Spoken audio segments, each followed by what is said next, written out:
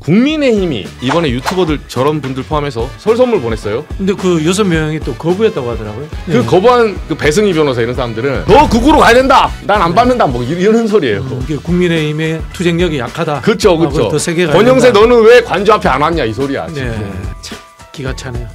이 극우와 동행 왜 하는 거야? 제가 말씀드린 것처럼 국민의힘 내에 정체성이 없어요. 외부 정체성에 끌려다니는 거예요. 결국은 저는 국민의힘이라는 한국의 이제 주류적인 보수 정당이 망했다. 아, 이걸 끝났다. 철학적으로 망했다라는 생각이 드는데요. 1월 22일 질문기자 시작하겠습니다. 오늘도 7시 반 라이브로 찾아뵙는데요. 저희가 질문기자가 최근에 그 극우 유튜버 그리고 극우파 2030 세대들의 그 시위 현장, 폭동 현장이죠. 제가 그 현장을 매번 다녀오고 있습니다. 오늘은 특별 게스트도 우리 장윤미 변호사님. 네, 안녕하세요. 반갑습니다. 그리고 박진영 민주당 민주연구원 부원장님. 네, 안녕하세요. 박진영입니다. 네. 반갑습니다. 그 유튜브에서 나름 스타시잖아요. 아유, 아니에요. 네. 진짜 구독자도 많으시고. 이 두 분들 모시고 현재 이게 단순히 이 내란 뭐 폭동 개념이 아닙니다. 지금 이게 이제 거의 트렌드화되고 있거든요. 이 사회 문제 제가 두 분과 함께 다루면서 이게 저희가 사실 시리즈로 좀 다룰 거예요. 제가 지금 취재 중이거든요. 그렇구나. 네, 현장에 자주 나가고 있고 19일 날 서부지법 그 앞에는 제가 그 새벽 3시까지 못 있었어요. 솔직히 말해서. 그때 영장 나올 줄 몰랐거든요.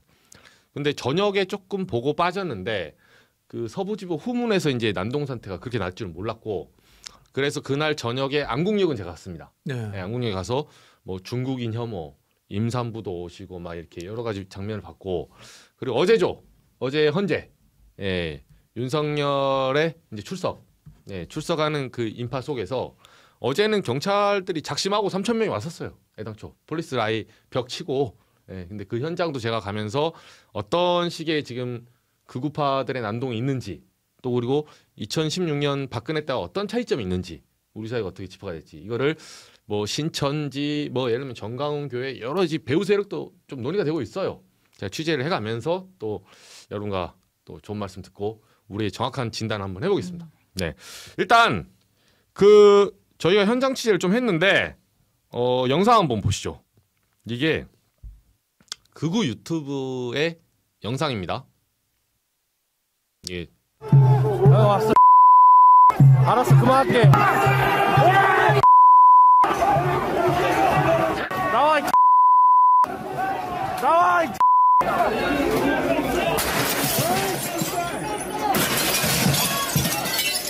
줘봐. 간사 어디 갔어?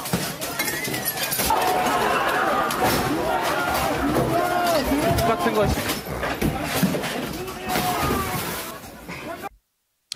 저 심각하죠. 저 장면 뭐 많이 보시겠지만 저기 이제 용만 전성시대라고 이제 극우 자기들이 이제 우파 유튜버 몇 개 있거든요. 그날 들고 들어가서 생중계에서 슈퍼챗 받고 뭐 돈 벌고 한 사람 중에 한 명이에요. 근데 저 장면도 보시면 좀 일단 변호사님, 저렇게 하기까지 이제 진원지는 뭐라고 생각하십니까? 아니 제가 너무 낯설고 왜 2030 남성들이 여기 왜냐면 대통령 뭐 국민의힘 계속 2030 남성들 고맙다라고 하잖아요. 그렇죠. 본인을 지지해주고 응원해줘서 저는 너무 낯선 거예요. 이게 어떻게 그러니까 세대별로 정치 지향을 다르게 가는 건 너무 이제 도식화된 개념인데 이게 같은 연령대에서 남녀별로 이렇게 분화가 되는지가 궁금해서 좀 많이 주변에도 물어보고 했어요.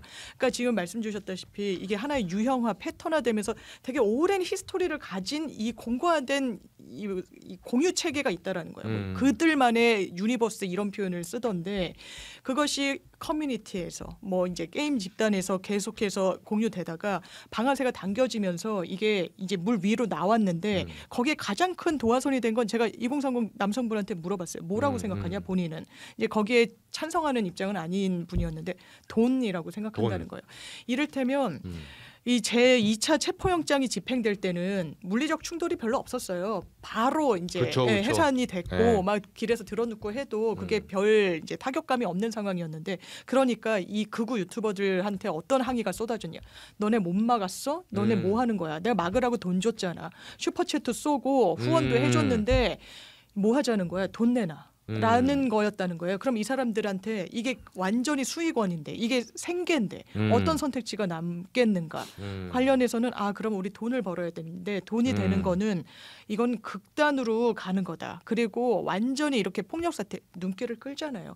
지금 제가 의아했던 건 보통은 이런 영상이 생생하게 잡히는 건 이른바 레거시 미디어들의 영상이에요. 근데 거기서는 촬영기를 뺏기고 뭐하고 아무것도 못하고 그쵸. 오히려 진짜 생생한 영상은 유튜브에 있더라고요. 맞아요. 이자들이 맞아요. 이런 걸 의도하고 돈을 버는구나. 대단히 악질적이라고 생각했습니다. 결국 자본이다. 네. 네. 본장님은 어떻게 보셨습니까? 신원지. 저는 뭐 역사적 뿌리가 있다고 봅니다. 아. 국민의힘의 뿌리가 극우예요. 원래 예전에 민정당 많이 생각을 해보면은 박정희 음. 군사 독재 파시즘, 전두환 군사 독재 파시즘 거기에서 뿌리였던 건데요. 이제 이 당이 그나마 이제 YS 대통령이 합쳐주고 이회창이라는 좀 합리적 보수, MB도 사실 실용주의적 보수로 보일 수 있습니다. 이런 사람들이 합쳐지면서 좀 그동안 좀 물타기도 되고 나름 희석화가 됐는데 윤석열이라는 이제 사실은 별 이념이 없는 사람이죠. 그렇죠. 이념이 맑고 투명한 머리를 가진 사람이죠. 그렇죠. 그런 사람이 등장했는데 거기에 누군가가 극우적 이념을 집어넣으면서 지도자가 극우가 되니까 대중도 다시 또 극우가 되는 거예요. 지금의 상황은 보수의 극우화다. 저는 이렇게 보고 그 전신의 뿌리들은 역사적으로 박정희 전두환 때부터 국민의힘 계열의 뿌리로서 존재해 왔었다. 저는 이렇게 봅니다. 근데 그럼에도 불구하고 궁금한 거는 그 본장님 말이 일리가 있음에도 불구하고 사람들이 궁금한 거는 이런 거예요. 총선 참패 이후에 네. 2020년에 네. 비대위 김종인 비대위 들어와서 뭐 예전에 보면 그 헬무트 그러니까 뭐 중도화 전략을 쓰죠. 네. 동독에 예전에 뭐 네, 빌리 네, 브란트 따라하면서 뭐 따라 그렇지만 김종인 위원장이 광주 5.18 묘지 가서 뭐 무릎 사과하고 뭐 나름의 잠깐이 있었잖아요. 그런 부침은 있지만 그건 표피였고. 네. 예. 근저에는 우리가 이제 극우라고 했을 때요. 그것도 또 나눠봐야 돼요. 제도권 내외에 존재할 수 있는 극우가 있고 제도권 밖에서 있는 이제 반체제 극우가 있는데 지금 이 제도권 내의 극우가 국민의힘 뿌리를 타고 쭉 내려오는데 이 제도권 밖에 있는 제도권 적신에 존재할 수 없는 사람, 즉 내란이라든가 사회 전복 세력 이런 세력들이 새롭게 형성된 거예요. 저는 그 뭐 수계가 정광훈 목사쯤 되지 않나 그런 생각이 들고요. 그다음에 일베 문화라는 것들이 자발적인 이 비제도권 그 극우들 반체제 극우들을 만들어냈다. 일베 문화. 예, 그렇죠. 그게 윤석열이라는 하나의 매개를 통해서 지금 폭발적으로 늘어났다. 뭐 그렇게 해석을 합니다. 예를 들면 일베 문화라면 우리가 가장 쉽게 접할 수 있는 게 2015년 세월호 14년. 그렇죠. 네. 예, 세월호 당시에 사건 발생 이후에 이 젊은 남자애들이 일베에서 갑자기 폭식 투쟁하겠다고. 그러니까 그 진실을 밝히기 위해서 유족들이 광화문에서 단식 투쟁 시작하니까 옆에 와서 치킨 먹고 뭐 피자 먹고 이런 진짜 패륜 짓을 시작했었어요. 그렇죠. 제가 이제 구별을 해볼게요. 제도권 내의 극우라고 하는 것은 국가주의 또는 좀 더 나가면 이제 군국주의 뭐 정도 이 정도 됩니다. 박정희가 일제 군국주의 배운 사람 아닙니까, 그죠? 국가주의라는 것이 이 국민의힘 계열 정당의 역사가 이제까지 관치금융이라든가 재벌과 그다음에 정치권의 결탁 이런 식으로 해서 국가 발전 자본주의를 만들어 왔단 말이에요. 이런 세력들과 비제도권 반체제 세력들 혐오, 배제 차별 이거는 사실 국가 영역에서 만들어질 수 없는 것들이거든요. 그렇죠. 이런 사람들이 따로 있었어요, 사실은. 극우와 비제도권구가 따로 있었는데 윤석열이라는 하나의 매개 때문에 합쳐지면서 거기에 또 정광훈이 역할하면서 지금 폭발적인 역할을 이렇게 만들어냈다 이렇게 보는 거예요. 저는. 변호사님 보시기에는 네. 이게 일각에서는 배우 세력이 있는 거 아니냐? 왜냐하면 2030이 너무 많이 나와요. 저도 현장에 가 보니까 실제로 많지는 않은데 여성들이 있긴 하더라고요. 20대 여성들. 그리고 제가 어제는 어떤 일이 있었냐면 원래 제가 이제 거기는 추우니까 패딩 입고 다녀요. 패딩을. 근데 어제 제가 코트 입고 갔거든요. 그러니까 생경한 거예요. 이게 이게 제가 제 코트 의상이 입은 청년이 그렇죠. 극우 집회에 맞지 않은 거야. 그러니까 좀 과장해 설명하면 1m 갈 때마다 시비를 걸더라고요. 넌 왜 왔냐? 너 누구냐?부터 시작해서 그래서 제가 할아버지들도 있고 막 청년도 있는데 너 왜 왔냐길래 아니 당신은 왜 왔냐고. 근데 이게 계속 다이다이로 100명씩 싸우고 다닐 수는 없잖아요. 이제 취재를 해야 되는데 그래서 싸우다가 남의 말 신경 쓰지 마시라고 했는데 보니까 제가 이제 언더커버 취재, 이제 극우파와의 전쟁을 시작했거든요. 제가 그래서 언더커버 취재의 제일 핵심이 뭐냐면 가방에 성조기를 꽂고 다녀요. 네, 가서 미리 성조기를 X자로 태극기 하나, 성조기 하나 꽂아요. 보통 이렇게 하면 안 건드리더라고 제가 해보니까. 아, 그렇죠. 네, 제가 몇 번 해봤거든요. 필쟁인데. 네, 안 건드리다가 패딩 입고 왔을 때는 코트 입으니까 바로 건드려. 왜? 코트는 여기 극우세력의 우리의 옷이 아니야 임마. 너 외계인이지. 그래서 내가 복장 불량이었구나. 거의 드레스 코드가 있군요. 네, 그거 맞추고 가야 됩니다. 혹시 가지고 싶으면 저기 뭐야 유럽에서 신나치들이 네. 스킨헤드부터 해가지고 자기들 표식이 다 상징을. 있잖아요. 그렇죠. 비슷한 거죠. 네, 그래서 제가 이제 저도 가서 일종의 이방인이죠. 이방인인데 코트 입었네, 좌빨이네.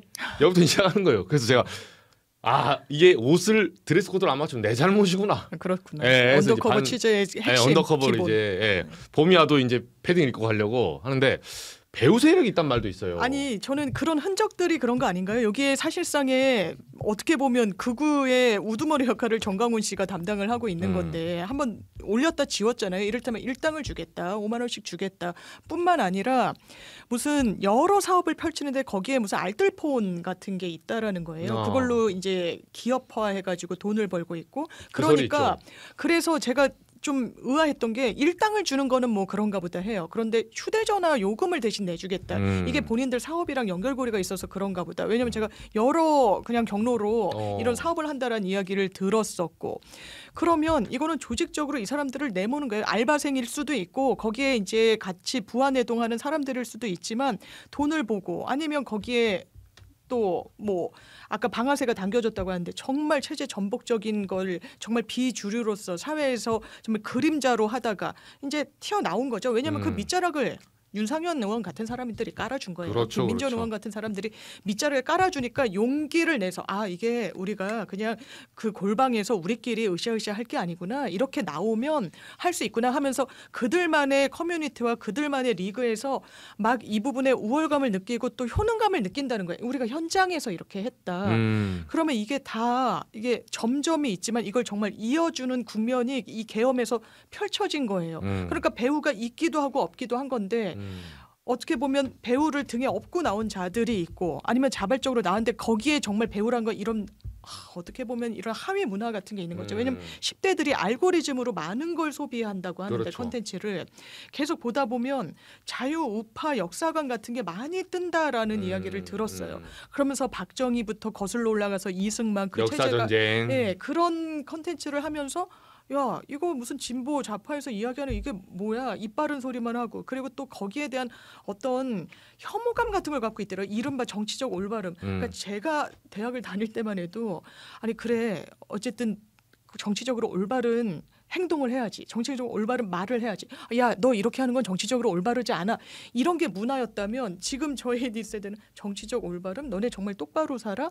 이거 맞아? 입 바른 소리만 하고 더 이게 뭐 이해 상반되는 거 아니야? 이런 게 정말 중첩돼서 이 한국의 어떤 뭐랄까요? 거대한 오물 같은 게 대단히 사회적으로 투척되고 있는 느낌입니다. 여기서 이제 배우 세력이 어떤 근거가 되는 장면이 하나 있어요. 짧은 30초짜리인데 한번 보고 가시죠. 초등학생이 이제 집회에 나왔습니다. 네, 제가 영상 준비했거든요. 여러분은 계엄령의 의미를 아십니까? 우리나라 사회 질서가 올바릅니까? 우리나라의 안정 질서가 유지되고 있습니까? 이건 내란이 아니란 말입니다. 네, 충격적이죠. 초등학생이에요? 네, 그러니까 저게 지금 배우 세력이라고 하는 게 초등학생이 제 발로 올 수는 없거든요. 자발적으로 그런 정치적 판단할 수는 그렇죠. 없어요. 네. 어른들 뭐 따라서 온 거고 따라서 배웠겠죠. 그렇죠. 이 정도의 배우까지 있다면 이 문제를 어떻게 다뤄야 된다고 보세요? 일단은 뭐 이론적 출발은 뉴라이트죠. 뉴라이트. 뉴라이트에서 출발했다고 봐야 되고요. 앞서 이야기했던 제가 이제 반체제에 있었던 이 일배놀이라든가 이런 것들은 파편화된 거예요. 파편화된 건데 그걸 조직을 하게 만들어주는 게 이제 뉴라이트란 말이에요. 뉴라이트가 태동을 하면서 교회에 또 이 보수주의 대중운동과 결합을 합니다. 그러면서 아스팔트라는 새로운 문화가 생긴 거죠. 그 전에 이 아스팔트라는 것은 진보의 독점 구조였습니다. 근데 2000년대 초반에 뉴라이트가 들어오면서 보수 급진주의 운동이 생기는 거예요. 이때 이제 종교가 딱 결합을 해줍니다. 종교에서는 특히 나왔던 것들이 이제 차별의 문제가 존재하고 그렇죠. 있죠. 차별금지법이나 그렇죠. 이런 거에 대해서 근본주의 교회들이 굉장히 반대를 많이 한단 동성애 말입니다. 이런 거. 네네. 이런 이제 진보적 아젠다들이 이 진보적인 정당을 통해서 풀어지는 것이 마음에 안 드는 거죠. 거기에 반대하면서 서서히 이제 뉴라이트하고 결합을 하면서 역사 자체가 왜곡이 되는 거죠. 뭐 예를 들자면은 국민의힘 당사에 가면은 이승만, 박정희, 김영삼 뭐이 그렇죠. 역대 대통령. 대통령이 있대요. 세 사람이 다 안 친해요. 저는 이제 좀 연식이 좀 됩니다. 박정희 시대 때 초등학교를 다녔는데 그때는 이제 국정교과서 시대 아닙니까? 박정희가 감수한 교과서예요. 박정희가 역사 공부 굉장히 잘하는 사람입니다. 이승만 나쁜 놈이라고 도배가 돼 있었어요. 저희 국사책 때. 박정희는 이승만을 밟고 쿠데타를 일으킨 사람이에요. 자, 그럼 또 어떻게 되느냐? 김영삼은 인생을 두고 박정희와 싸운 사람이에요. 민주화 운동을 하면서 그 세 사람이 같이 있는 거예요. 국민의힘. 이게 국민의힘 자체가 정체성의 혼란인 거예요. 이런 상황이 되니까 내부에서 정체성을 못 만드는 거예요. 그게 외부의 정체성이 등장한 거예요. 뉴라이트와 교회 근본주의 운동이 결합한 아스팔트 정광훈. 이 사람이 지금 정신적 주주 역할을 하고 있는 거 아니에요. 이런 상황으로 지금 보수 정당이 무너지면서 극우화되고 반체제 세력들이 보수 정당을 밖에서 지배하는 상황 이렇게 흘러가 버리는 거죠. 여기에서 저는 또 독특한 사람이 누군가 하면은 윤석열과 윤상현 같은 사람이에요. 아무 생각 없는 사람. 그냥 출세주의자들. 그쵸. 출세주의자들. 보수가 들어오면 보수 받아먹고 진보가 들어오면 진보가 받아먹고 극우가 들어오면 극우가 받아먹고 표되는 거 출세에 도움되면은 어느 쪽이든 갈 수 있는 기회주의적 사고를 가진 사람. 그렇죠. 이런 사람들은 여론조사 뜨면 아무 때나 가는 거예요. 이런 세력들이 같이 합쳐져 있는 거예요. 정광훈 목사 이 얘기 많이 나오는데 변호사님 네. 좀 어떻게 보십니까? 아니 제가 이런 이야기를 들었어요. 이게 취재하는 기자한테 아유 목사님 거의 보수의 양 거두 아니십니까? 윤석열 대통령과 정광훈 목사 웬 양자 내가 원탑이다. 이런 취지라는 거예요. 이미 그렇게 돼버렸죠. 지금 뭐랄까요?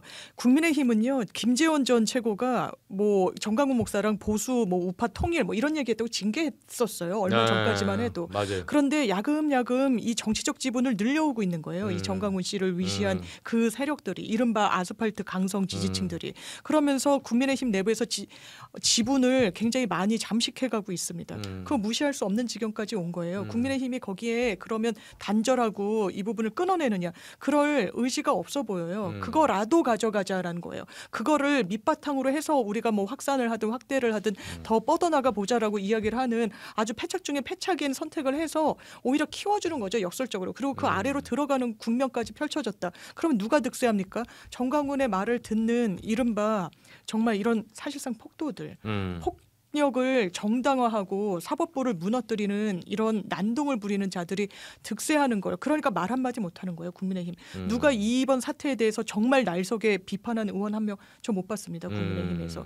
이게 정말 돌고 도는데 이건 패착 중에 패착인 상황으로 간다. 정체성도 없고 뿌리도 없는 정당의 한계가 이런 국면에서 드러난다고 생각이 되죠. 제가 중간에 뭐 말실수 좀 했는데 목사라고 하지 않을게요. 정광훈 씨입니다. 예, 저희는 목사 취급하지 않습니다. 예, 정광훈으로 이제 앞으로 발언한 걸로 저는. 예, 그 정광훈이 말하는 게 최근에 또 선도한 게 있어요. 저희가 오늘 또 짧은 영상 하나 이게 이제 뭐 서부지법으로 구할 수 있다. 윤석열을 우리가 구할 수 있다. 뭐 영상 한번 보시죠.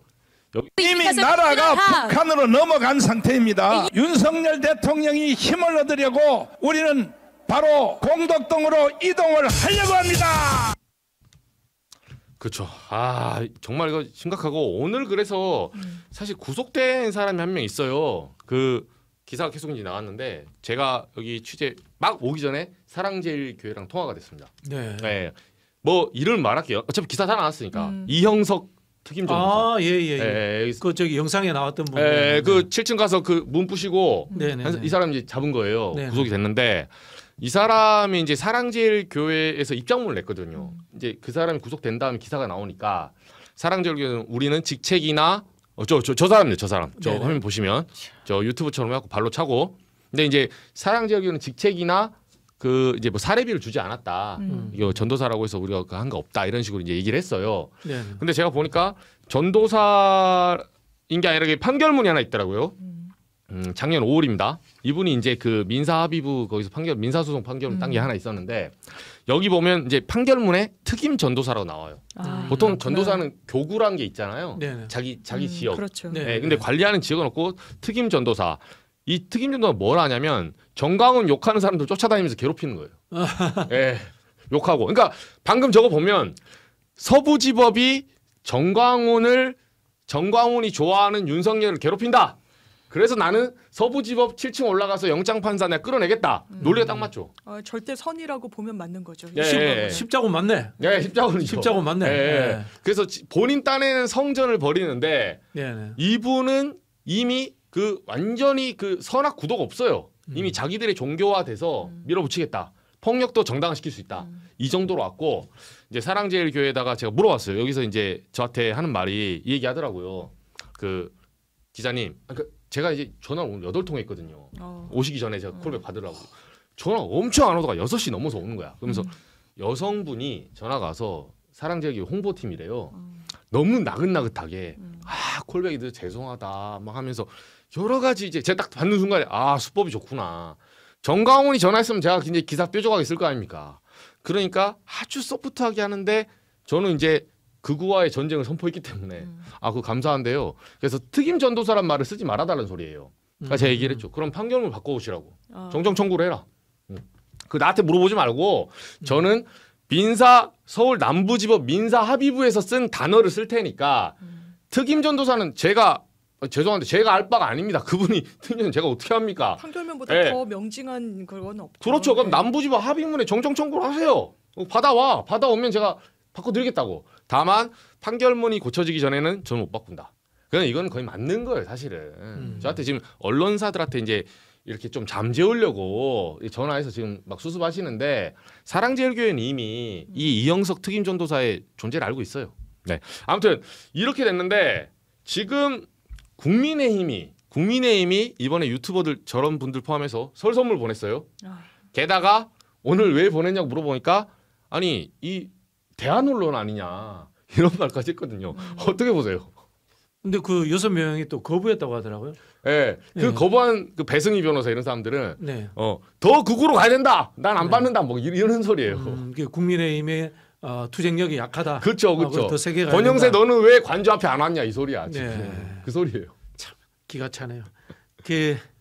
이 극우와 동행 왜 하는 거야? 제가 말씀드린 것처럼 국민의힘 내에 정체성이 없어요. 외부 정체성에 끌려다니는 거예요. 근데 그거는 결국은 저는 국민의힘이라는 한국의 이제 주류적인 보수 정당이 망했다. 이걸 끝났다. 철학적으로 망했다라는 생각이 드는데요. 지금 단기간의 문제가 아니라요. 사실은 이 우리 한국 사회의 개발 독재의 흐름을 지탱했던 부류들이 군사 독재도 있지만은 한편으로는 이 관료 엘리트들도 있어요. 특히 이제 경제 관련 관료 엘리트들인데 이 사람들이 국민의힘의 주축이었습니다. 주축이었는데 최순실, 테크노라트죠. 근데 최순실, 그다음에 황교안, 그다음에 이번에 윤석열, 김건희를 겪으면서 정치적 엘리트들이 그런 쪽에서 안 돌아요. 토호들. 그렇죠. 그리고 이제 사법 내의 기회주의자들, 법조 기회주의자들 이런 사람들이 지금 전부 다 돌아버리는 거예요. 그게 뭡니까? 개발 이론이라든가 이른바 뭐 자유주의 이론이라든가 이런 것들에 대해서 모르는 사람들이야. 아예 모르는 사람들이야. 그러니까 우파에 좀 좋은 이론조차도 없는 그렇죠. 사람들이. 뭐 이른바 우리 보수라고 하는 것은 뭐 공동체주의 그렇죠. 또는 뭐 시장주의, 민족주의 이런 거였는데 민족주의 없잖아요. 공동체주의 없잖아요. 그렇죠. 시장주의 뭔지도 모르잖아요. 그런 사람들이 와 있으니까 아까 말씀드린 것처럼 권력이 있는 곳으로 줄서기 바쁘고 그리고 머릿속이 아무 생각이 없는데 정광훈이 그럴싸하게 선동되는 메시지 던져주니까 대중들도 같이 선동되니까 나도 저기 가서 같이 내 머릿속을 채워야지. 이런 흐름으로 지금 가버리는 거예요. 지금 이 선물 보낸 것은 선물 주고 이념을 사겠다는 거예요. 사실상 네네. 지금 물품과 이념을 바꾸겠다. 네네. 이 극우와의 동행. 네, 너무 선배 말씀 주신 거에 공감이 되고 역사 의식과 정치 의식이 없으면 뭐만 남겠어요? 이해 타산만 남는 거예요. 그렇죠. 그러니까 이 이해 타산이라는 관점에서 보면 지금 이 상황이 너무 설명이 또 의외로 잘 되는 거예요. 아니 국민 보고 정치 안 하나? 아니 지금 이러면 선거에서 이길 수 있나? 아니요, 지금 당장 나를 봤을 때 윤석열도 아닌 거예요.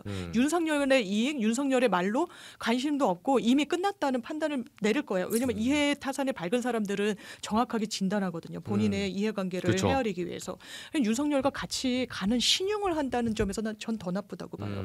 지금 정강훈 목사로 이 상징되는 극우 거의 이 파시스트들한테 소구하는 거예요. 나 괴롭히지 말고 나 선거 나올 때 나 도와주거나 도와주지 못하더라도 최소한 깽판은 치지 말아달라라는 거예요. 그런 그 정치를 하는데 이게 어떻게 지속 지속성이 있겠습니까? 이해관계는 계속해서 외부 변수에 따라 달라지는데요. 이 공동체라는 어떤 지향점을 같이 하고 있는 집단이 아니라고 예전에 얘기하면 너 왜 이렇게 특정 정당을 폄훼하냐라고 하겠지만 지금 펼쳐지는 광경이 딱 거기에 들어맞게 하고 있는 거예요. 왜냐하면 극우 이 유튜버들한테 선물 보내면서 무슨 표현을 썼습니까? 연대라는 표현을 그렇죠. 썼어요. 이건 정치적 정치적 연대가 아니에요. 동지적 연대가 아니죠. 이해관계를 같이 공유하고 이걸 지분을 나누는 그런 이해관계를 나누는 연대 관계인 거죠. 예. 특히 현장에 저희가 또 종교적으로 신천지 얘기도 좀 있어요. 왜냐하면 이거 별개로 저희 이제 종교부하고 저희도 취재 중이거든요 지금. 근데 신천지 쪽이 젊은 사람들이 많거든요 원래. 그리고 선거판에 그 동원되는 거는 저도 종종 이제 취재할 때 많이 느꼈거든요. 네. 그래서 이번에 보면 뭐가 있었냐면 천지 TV라고 네. 그 신천지 쪽, 천지일보에서 운영하는 유튜브가 네. 이번에 반탄핵 전선에 매일매일 나가서 매일매일 유튜브를 틀고 있어요. 네, 그래서 이것도 지금 저희가 특파원 취재 중인데 영상 한번 보시죠. 이게 이제 천지 TV.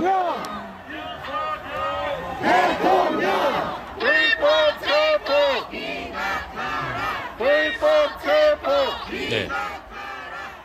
이 보시면 알겠지만 이게 영상에서 보면 저걸 하나하나 천지 TV가 아까 말씀드린 레거시 미디어 대신에 저희 가서 슈퍼챗 뭐 이런 것뿐만 아니라 생생하게 방송해줘요. 그러니까 저거는 신천지 쪽에서 어떤 의도인지 모르겠지만 이렇게 우파 세력이 많다. 네. 이렇게 서부지법 사람들이 많다. 너네도 나와라. 네, 그리고 제가 참고로 취재수 중에 하나는 이거는 이제 한번 잡아봐야 되는데 왜냐면 제가 현장 가봐도 취재하기 너무 힘들어요. 왜냐면 명함을 주는 순간에 뚜들 맞는다니까요. 분위기가 린치 분위기라서. 알리면 네, 될 것 같아요. 그래서 약간 엿듣거나 이렇게 이제 하는 식으로 하는데 이전에 한 저희 이 바로 전에 그 여름쯤에 영광군수 재보궐선거 있었잖아요. 맞아요. 그때 신천지 동원설이 있었습니다. 네. 네, 그래서 제가 그 확인하는 와중에 그 당시에 이제 그 시골 바닥에서도 신천지들이 왜냐면 20대 그 소위 말해서 파릇파릇한 남녀 딱 봐도 얼굴에 여드름도 아직 안 들어갔어요. 굉장히 어린. 한 50명, 60명 쫙쫙쫙 내려오는 거예요. 이제 그 근데 신천지의 선거 개입 이야기는 지난 민주당 대선 경선 그렇죠. 2022년 때도 네. 있었고요.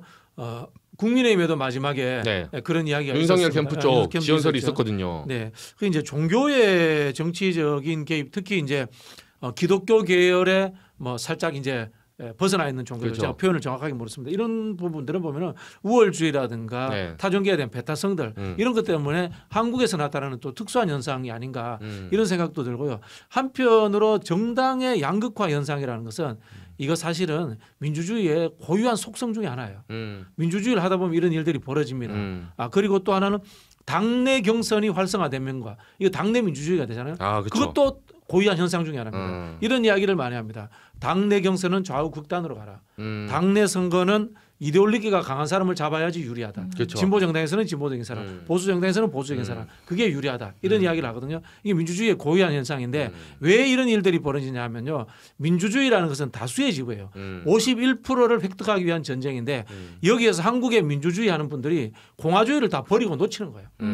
결국 민주주의라는 것은 공공선을 추구하기 위한 절차와 방법으로 존재해야 되는데 그렇죠. 한국의 진보라고 하는 사람들도 민주주의가 최대한의 목표점인 것처럼 착각해버리고 본말이 전도되는 그렇죠. 51%만 되면 되거든요. 민주주의는 다수의 지배니까. 결국은 51%의 지배를 통해 가지고 그것을 도구로 100%라는 공공선으로 가야 되는데 그런 정치를 사실은 못 해왔어요. 문재인 정부도 그런 비판 받아야 되는 거고 물론 반대로 국민의힘 계열정들은 더 심한 그런 행태들을 보여왔던 거고요. 사실 정치의 출발이라는 것은 민주주의가 아니라 공공선을 위해서 한다라는 의식이 있는 사람들이 정치를 하고 그런 사람들로 채워져야 되는데 51%를 위한 잔꾀에 능한 사람들 중심으로서 정치권이 다 채워진 거예요. 이거는 우리 사회의 양식과 사회적 인식의 부족, 뭐 교양의 하락, 전반적인 그 사회적 풍조하고도 다 연결되어 있는 것 같아요. 그러네요. 이거는 좀 어떻게 보세요? 그러니까 그 극단주의. 그러니까 일단은 경선에 붙었을 때는 그러다 보니까 2단도 끌어들여서 왜냐면 일반 사람들 사실 경선장이 잘 안 나오잖아요. 우리가 뭐 미국처럼 오픈 프라이머도 아니고. 그러니까 이게 힘든 사람들을 모아야 되니까 2단이든 누구든 모아서 내 표 그렇죠. 가지고 네. 이걸 딛고 일어서야 된다.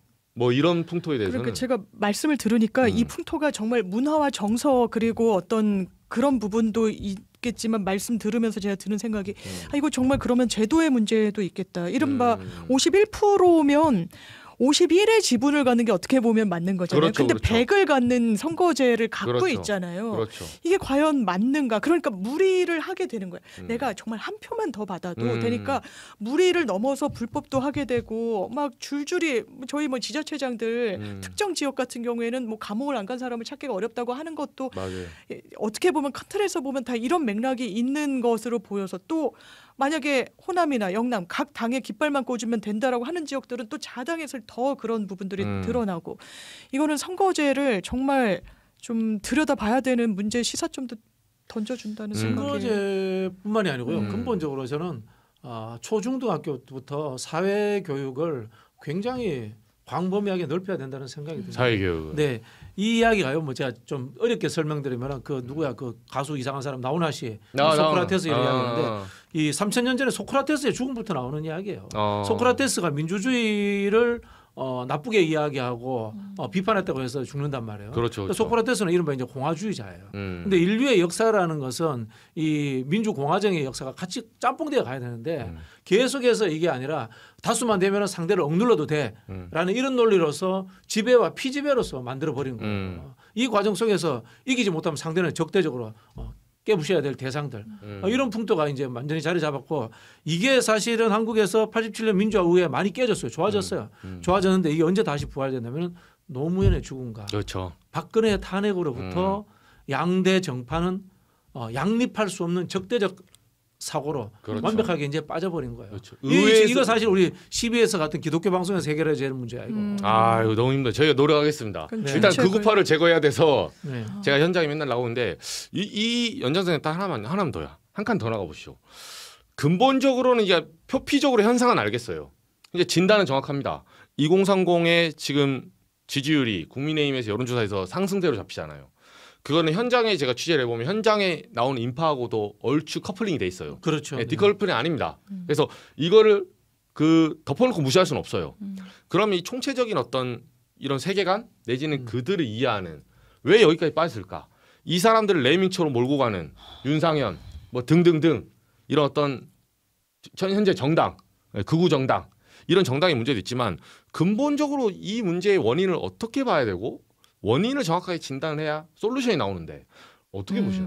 저는 이게 뭐 유일한 원인은 아니겠지만 정말 유튜브 생태계의 그 패착으로 인해서 이 뭐랄까요 온전한 정신 세계가 구축되지 않는 일군의 무리들이 있다라고 생각해요. 왜냐하면 뭐 저도 그렇습니다만 하나를 보면 계속 거길 강화하는 방향으로 계속 사람을 이끌어요. 그러면 뭔가 이게 한번 핀트가 딱 이 잘못 잡히면 그걸 강화하면 강화했지 좀 자제시키거나 좀 중간으로 밀어넣거나 하는 문화 자체가 아닌 거예요. 많은 시간을 이 휴대전화로 그리고 그렇죠. 많은 컨텐츠와 지식을 영상을 다 이 유튜브를 소비하는 이 시대에 이 알고리즘의 방식의 패착 그러면서 자기들끼리 낄낄대고 히히덕거리는 이런 음지의 그늘의 문화가 사실 언제든지 이렇게 수면 위로 튀어나와서 사회 위협이 될 수 있다라는 거예요. 그리고 자기들끼리 하면서 으쌰으쌰하고 뭔가 이렇게 폭력을 불사하면 그래 잘했다 너 대단한데라고 하는 서로 이런 부분이 이번에 완전 극대화돼서 드라마틱하게 드러난 게 아닌가라는 생각이 들죠. 부원장님은 뭐 게임 세계관 이런 것도 잠깐 뭐 쉽게 말하면 이제 네. 이게 동종교배 현상이잖아요. 동종교배. 같은 사람들끼리 모여가지고 거기서 누가 더 폭력적이냐, 그렇죠. 누가 더 일변놀이 잘하나 그렇죠. 이런 식으로 된가. 이게 이제 게임 세계관이다라고 이야기를 하는. 남자애들의 허세. 그렇죠. 이제 거기에 또 이제 고립화 경황, 섞이지 않는 고립화. 이 사회가 특히 이제 제가 보기에는 그 우리 뭡니까 코로나 겪으면서 고립화 경향이 굉장히 심해졌어요. 그렇죠. 실제로 대학에 제가 얼마 전까지 수업을 했는데 여학생 애들이 더 잘 모여요. 남자애들이 온라인상에 고립화돼 있는 경향이 더 심해요. 그리고 거기서 이제 뭐 코인하고 게임하고 맞아요. 이런 경향들이 있는 거죠. 고립화된 상황에서 상호 토론이라든가 상호 침투가 없는 거예요. 그리고 개인의 희망에만 의존하게 되는 거야. 근데 보세요. 서울대 법대 나와가지고 검사하다가 대통령 돼서 내 마음대로 해도 되는 사람이야. 서울대 나와가지고 저기 대통령 사위 됐다가 재벌 사위도 되고 막 출세하는 거야. 그렇죠. 그 사람들이 시키는 게 야 고립해야 되는 나에게는 희망의 하나의 미래인 거야. 탈출구구나. 탈출구인 거야. 희망인 거예요. 그래 이게 보면요 학생들한테 물어봐요. 일배적 성향의 애들이 성적은 어때요? 이렇게 물어보면은 엄청 잘하거나 성적이 뚝 떨어지는 거죠. 너무 극각이구나. 신기하다. 네, 극각인 거예요. 중간에 있는 친구들은 교우 관계도 폭넓고 다양한 교류를 많이 한다고 하더라고요. 근데 이 양극단에 있는 층들이 고립화되어 있는 경향이 많대요. 사회적으로.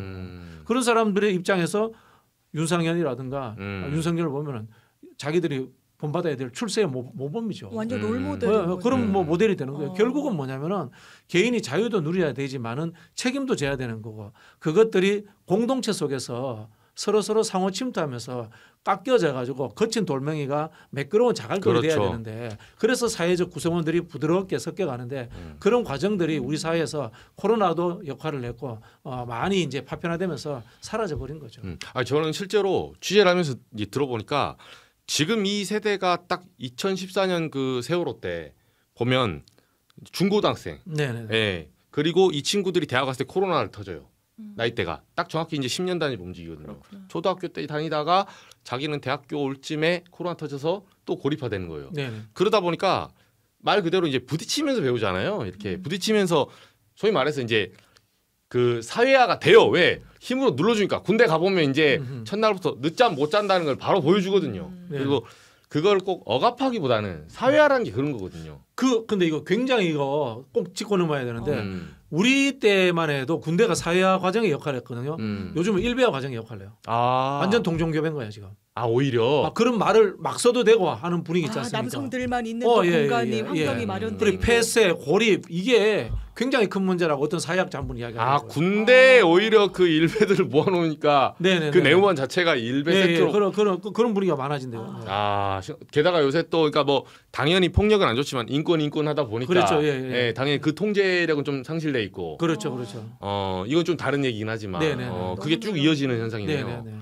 이 문제는 저는 이제 들어보니까 요건 어떻게 보세요? 경기 불황 그러니까 직업이 없고 사실은 2030이 지금 뭐 당연히 시골 가서 감자 캐고 이런 직업은 있죠. 근데 다 그런 거 하고 싶진 않잖아요.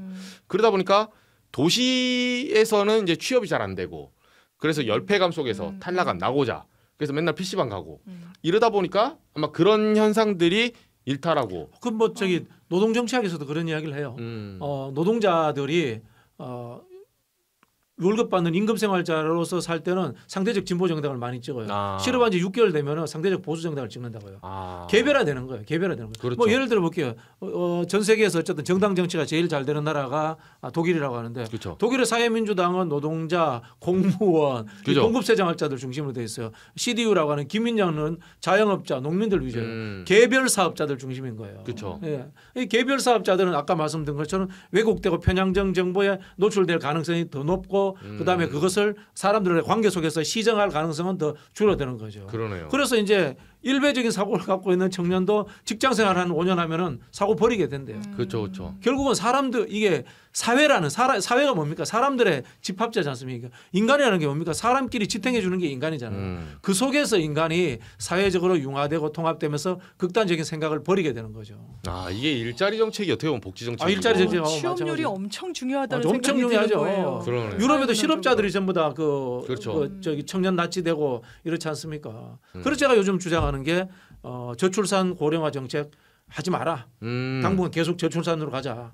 제가 그 주장하고 있습니다. 왜요?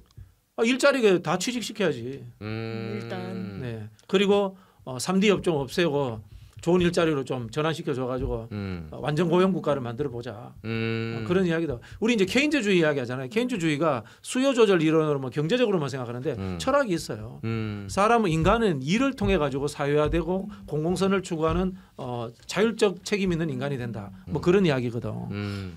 근데 본영이 오늘 완전 너무 고퀄에 뭐 아까 전 너무 좋은데요. 그리스 철학부터 시작해서 저희 저희 이 프로그램 그 정도 고퀄은 아니거든요. 죄송합니다. 근데 너무 이렇게 품격을 확 너무 올려주셔서 감사드려요. 저 오늘 처음 듣는 말 많았어요. 네. 그리고 점으로 이어졌던 이런 어떤 지식들이 네. 이렇게 연동이 된다. 그러면 일자리 외에도 변호사님 보시기에는 어떤 솔루션이 좀 필요할 것 같아요? 정말 좀 교육이 대단히 중요한 것 같아요. 그래요. 그러니까 사실상 격돌하잖아요. 이 교과서 문제를 두고 특히 역사 교과서는 항상 핫 이슈인데 이게 뭐 진보가 잡으면 이거 왜곡했다. 또 그렇죠. 예, 국정 교과서 형식으로 한다 그러면 또 본인들의 어떤 우파 이념을 막 심으려고 하고 그러니까 역사 교육이 너무 중요한데 지금 이 정부에서 시도했었던 그 방향성은 완전 그릇된 걸로 보이고요. 지금 말씀 주신 대로 일단 이 제도권 교육화에서 뭔가 이 아이들과 통합하고 융합할 수 있도록 하는 이런 부분을 교육해야 되는데 이 여건이 안 되는 거예요. 너무 경쟁이 치열하고 저도 아이를 키워보면 이거는 인격체로 키우는 거는 어떻게 보면 사치로 느껴지는 거예요. 어쨌든 경쟁하고 이래야 그렇죠. 되면서 매몰되고 그러니까 이게 지금 이 현상은 되게 단촐한 현상이라고 보여지지만 이런 폭력 시위가 있었어라고 하지만 그 사회 정치학적으로 품고 있는 함의는 너무나 많다.